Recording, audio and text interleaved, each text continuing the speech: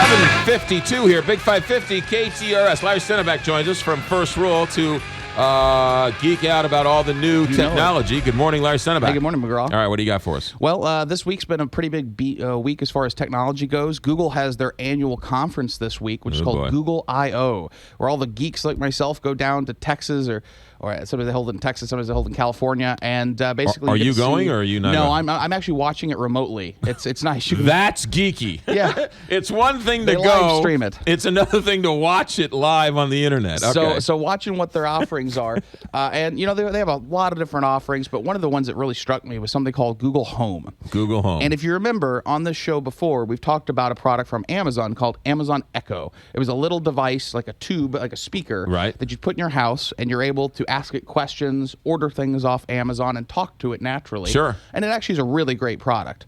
But a lot of us kind of knew it was such a great product and was so popular and did so well that Google had to release a competitor coming up soon. Right. So they've released something called, and it's coming at the end of this year, Google Home. And essentially, it's the Star Trek computer. If you imagine that. You can put a couple of these devices throughout your house. How?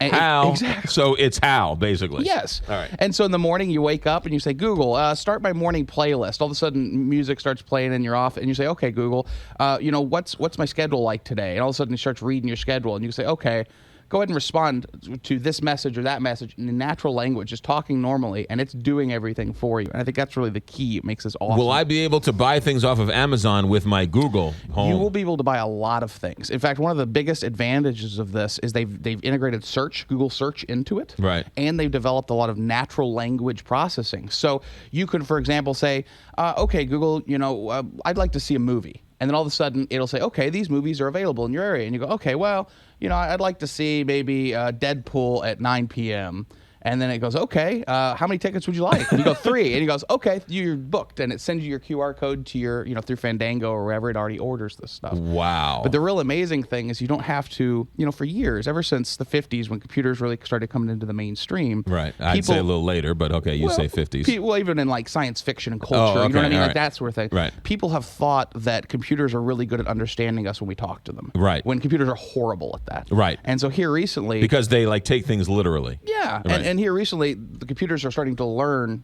what we mean when we talk and how we talk naturally. And I think that's what the biggest improvement here is that you can talk naturally. All right, so this is coming out the end of the year? Yeah, it should be out actually within a couple months. And do we have a price on it?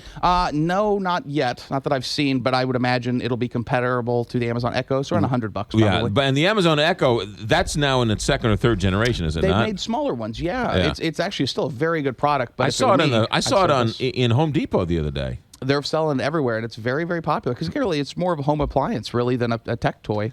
All right, what else you got? Well, another interesting thing out of Penn State. This one's actually really cool.